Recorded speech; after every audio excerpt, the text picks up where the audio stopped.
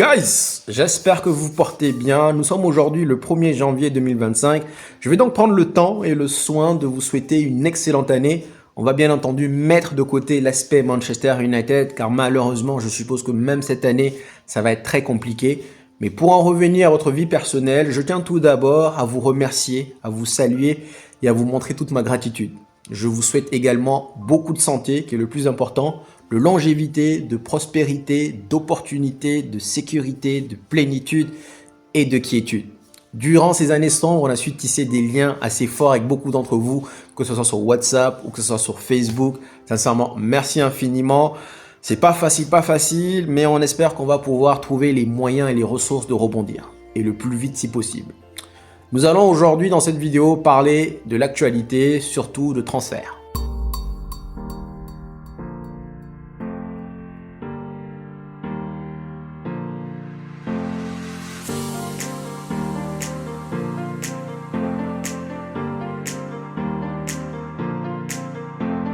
Alors guys, comme je vous le disais, nous allons essayer de décortiquer ensemble l'actualité du club, notamment les transferts. Et malheureusement, Sky Sport nous confirme aujourd'hui que nous sommes dans l'obligation de vendre avant de pouvoir acheter. Une situation qui me semble assez familière. Pas vous? Nous sommes donc obligés de vendre pour pouvoir récolter quelques sous avant de pouvoir acheter, malgré la situation belliqueuse dans laquelle nous sommes. Masterclass. Et là donc mon regard va se tourner rapidement vers Ineos et je vais donc réitérer ma question. Pourquoi? Pourquoi, alors que nous étions sur le point de nous faire acheter par un multimilliardaire, pourquoi vous avez fait le forcing? Pourquoi vous avez insisté? Pourquoi vous avez maintenu les Glazers si dès le départ, vous saviez pertinemment que vous ne comptiez pas injecter de l'argent? Pourquoi? Et guys, petite parenthèse, je me suis renseigné. Sur le fair play financier, c'est du bullshit. Manchester United est sur le point d'être sanctionné, mais on est loin. On peut faire comme Chelsea. On peut proposer des contrats de 8 ans, de 9 ans, pour justement dévier. Il y a toujours un moyen de dévier. Toujours. Mais là, le PSR qu'on nous sort là depuis quelques temps, c'est du bullshit. Donc je réitère ma question. Pourquoi? Pourquoi vous êtes venu nous casser les houilles ici dès le début, vous saviez que vous n'avez pas d'argent? Et tenez-vous bien, la solution miracle que nous avons trouvée, c'est de se débarrasser de 4 joueurs. C'est la raison pour laquelle je vous ai dit 4 out. Les 4 joueurs sont Marcus Rashford, Casemiro, Eriksen et Anthony. Petite parenthèse rapide. À la fin de 2025, nous avons 5 joueurs, voire même 6, qui sont en fin de contrat. Amad Diallo numéro 1. Il faudra vite trouver une solution avec celui-ci. Trouver un moyen de le prolonger rapidement parce que lui, c'est une pépite, il ne faudra pas le perdre. Nous avons également Lindelof, Harry Maguire, Evans, Tom Heaton et je crois Casemiro, mais je ne suis pas sûr. Mais bref, Eriksen est dans le lot. Alors, je vais poser la question autrement. Si aujourd'hui vous êtes joueur, d'accord? Eriksen, Lindelof, Maguire, dites-moi, en sachant pertinemment que votre contrat va arriver à expiration en juin, pour quelle raison est-ce que vous allez vous précipiter pour vous trouver un autre club? Sincèrement. Ce qu'a fait Martial, ce qu'a fait Varane, pourquoi tu vas te dépêcher? Ce qu'on dit en anglais, run down the contract. Pourquoi est-ce que tu vas te précipiter pour aller te trouver une porte de sortie? En sachant que si jamais ton contrat expire en juin, tu pourras signer où tu veux, comme tu veux et surtout, point essentiel, une prime à la signature. Les primes de la signature, ça peut varier, ça peut varier de 5 millions, voire 10 millions, 100 millions. Le joueur est gratuit. Alors, plutôt que de venir simplement donner de l'argent au club pour pouvoir l'acheter, c'est un moyen en contrepartie de lui dire, écoute, voilà, tu viens gratuitement, il n'y a pas de frais de transfert, il n'y a pas de transaction, voici le salaire que tu vas avoir. Donc, j'aimerais comprendre pourquoi est-ce que Eriksen, Lindelof, Harry Maguire va vouloir dire, écoute, je veux partir, alors que il peut attendre soigneusement, et on l'a vu avec Lindelof qui est à l'infirmerie, il peut attendre soigneusement, tranquillement, 6 mois. Et dans 6 mois, il pourra choisir où il veut. Parce que là, si un club a les moyens, il arrive, il met l'argent sur la table, donc déjà ce club, il va mettre de l'argent sur la table. Et toi, même si tu n'as pas envie d'aller, si Manchester United te dit de partir, tu vas partir. Mais pourquoi tu vas te dépêcher en réalité? Pourquoi tu vas venir dire, bon, ben, franchement, moi, je vais aller signer ailleurs, alors que tu peux attendre tranquillement. Donc, pour moi, Eriksen, Harry Maguire, Lindelof, Tom Heaton, tout ça. Ensuite, j'aimerais revenir sur le cas Casemiro. J'ai vu sur Facebook d'autres personnes qui disent, si jamais on laisse partir Casemiro, franchement, ça sera une erreur parce que personne ne sera là pour remplacer Ugarte. Non, guys. Non. Vous avez vu Casemiro le match dernier? Il a fait un match de... Vous connaissez la suite. Franchement. Mais au-delà de ces 4 joueurs, moi, il y en a 2 qui me déplaisent. Et ça, j'espère que c'est vraiment des rumeurs. Sur ce point-là, ça ne va pas me plaire. Pour l'instant, je trouve des excuses à Rubena parce que justement, je l'ai déjà dit, on attend 1 an avant de commencer à statuer, avant de commencer à se préoccuper. Mais si jamais il laisse partir, à cet instant, dans cette trêve de janvier, il laisse partir Hamas, qui est un jeune du club, et Daniel Gore, ça ne me plairait pas. Pour moi, je dis bien pour moi, à l'heure actuelle, Hamas est loin devant Diego Dalot. Franchement, Hamas, je l'ai vu jouer contre Liverpool et il n'a pas démérité. Vous le savez en plus. Contre Liverpool, contre Mohamed Salah, s'il vous plaît, il n'a pas démérité. Honnêtement, par rapport à toutes les prestations que Dalot est en train de nous offrir actuellement, je mets Hamas tous les jours. Vous allez me dire, il est jeune. Guys, je vais reposer la question. Pourquoi est-ce que tu t'es lancé dans une carrière footballistique si jamais tu as peur de la pression? Donc tu es jeune, et puis il n'est pas si jeune que ça, il a 17 ans, bientôt 18. Daniel Gore, il a 20 ans, c'est pas un jeune. Aujourd'hui, Van Nistelrooy nous avait déjà donné un peu le semblant. Il nous a montré la formule. Il faut mettre 2 millions de récupérateurs. Et ça marchait bien. Donc là, peut-être que Casemiro, il n'a plus les jambes. On n'a qu'à essayer Ugarte Gore. Et à l'heure actuelle où je vous le dis, Daniel Gore, pour moi, dans la hiérarchie, il passe devant Eriksen et il passe devant Casemiro. Daniel Gore, il s'est taclé. Il sait faire des passes et des passes verticales. Il est tranchant. Et souvenez-vous, en plus, Daniel Gore, guys, je vous en parle depuis belle lurette. J'ai commencé à vous parler de Daniel Gore lors de la première année de Ten Hag. Pendant la pré-saison, il avait été phénoménal. Lui et Iqbal, on l'a boum tout de suite, mais lui et Iqbal, ils avaient été phénoménaux. Pourquoi est-ce qu'on s'entête à vouloir nous faire croire que Casemiro, 350 000 livres, est meilleur que Daniel Gore? C'est faux. Casemiro, si jamais on arrive à trouver une porte de sortie, je vais dire tous les jours, masterclass. Masterclass. On va faire les comptes rapidement. Casemiro touche à l'heure actuelle 350 000 livres par semaine. On est d'accord? 350 000 livres par semaine. Vous faites le calcul rapidement. Dans le mois, ça revient à équivalent de 1 500 000 livres. Pas euros, hein. 1 500 000 livres. Grosso modo, 1 700 000 par mois en euros. Vous faites le compte. Même si ce n'est que 6 mois, ça vous ramène facile 9 millions. Facile. C'est de quoi aller prêter un joueur. Donc même si Ineos, soi-disant, n'a pas les moyens d'aller chercher, il faut d'abord vendre, il y a moyen d'aller chercher de nouveaux joueurs. Prêter.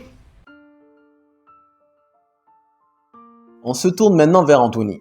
Son agent est venu publiquement nous dire qu'apparemment, il y a plusieurs clubs intéressés, sauf que là, ils attendent juste voir ce que Manchester United propose. La vérité, on ne propose rien. Nada de nada de nada. On ne propose rien. Prends tes clics et tes claques. Merci, au revoir, salam alaikum. Ciao.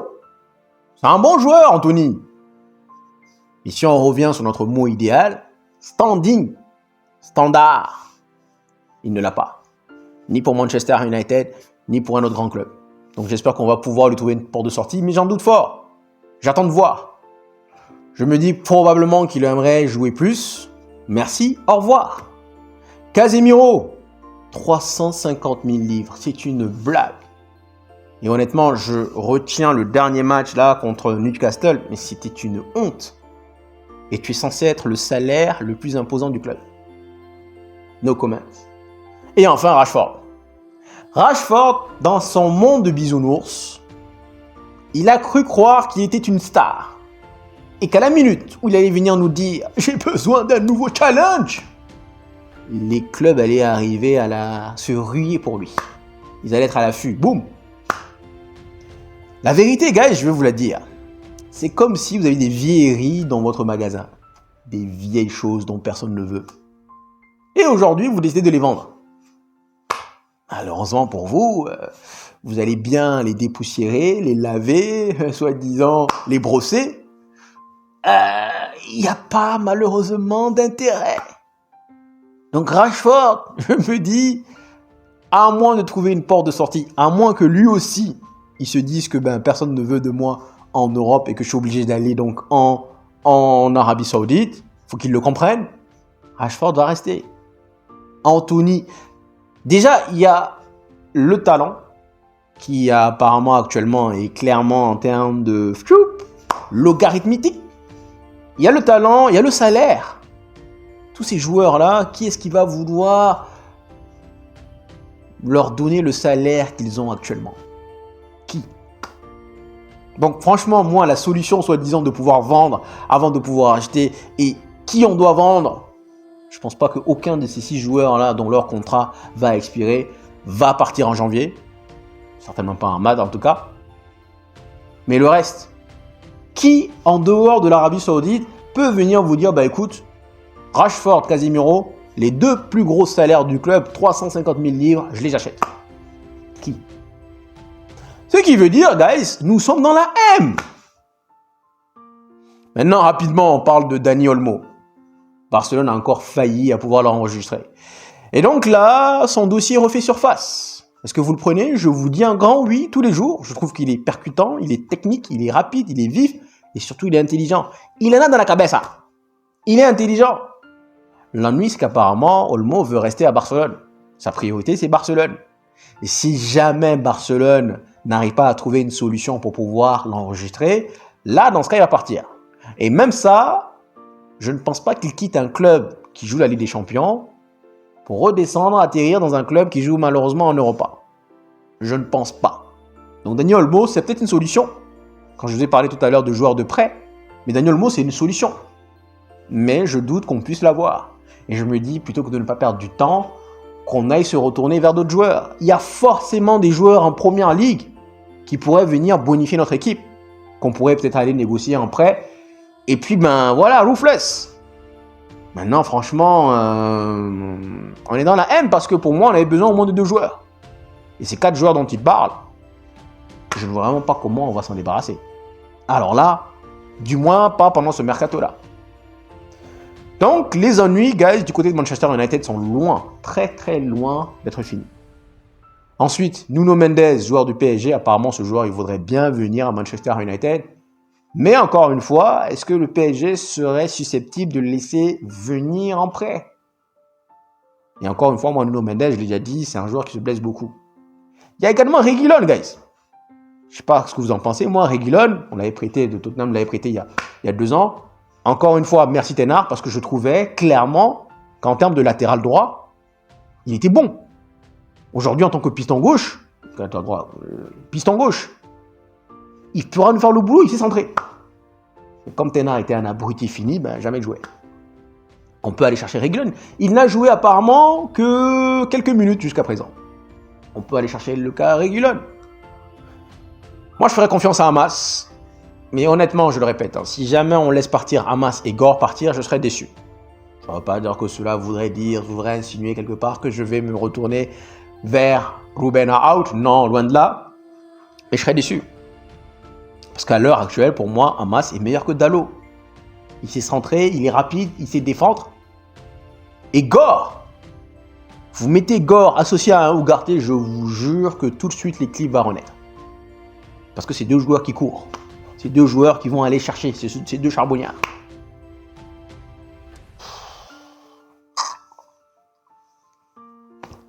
Non, honnêtement, je suis frustré parce que je me dis, Ineos... En fait, en réalité, on le sait. Ils sont venus Berada, ils sont venus Ashworth. Dès le début, si vous vous en souvenez, on a dit que c'était des tocards. Maintenant, le fait que maintenant ils l'ont acheté, il n'y a plus rien qu'on puisse faire. On ne va pas continuer à venir nous dire, ce sont des tocards, ce sont des tocards, ce sont des tocards, ce sont des tocards. Mais si t'as pas d'argent, pourquoi tu insistes? Pourquoi tu insistes? Pourquoi tu veux nous la faire à l'envers? Pourquoi? Donc, guys, je suis désolé, aujourd'hui, 1er janvier, les rumeurs ne sont pas bonnes.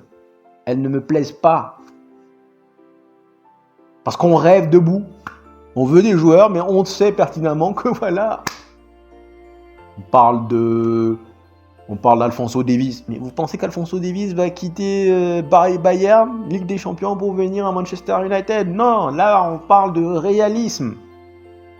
Faut arrêter de rêver debout. Mais pour moi, Reguilón, c'est possible. Seulement, il va falloir avoir les neurones pour pouvoir le faire. On peut avoir Reguilón facile, on peut avoir même un autre joueur. Il y a Højbjerg ou je sais pas quoi là de Tottenham. Il y a pas mal d'autres joueurs des clubs qui sont à Bournemouth qui rêveraient de venir à Manchester United. La rumeur Kerkez a rebondi et tout de suite elle a fait poum. Faut d'abord vendre. Mais quand est-ce qu'on va pouvoir vendre avant de pouvoir acheter? Quand? Franchement là je suis dégoûté, je vous jure. Guys, merci d'être venu jusqu'ici. Je pense qu'on a fait le tour. Prenez soin de vous et je vous dis à la prochaine. Ciao, ciao.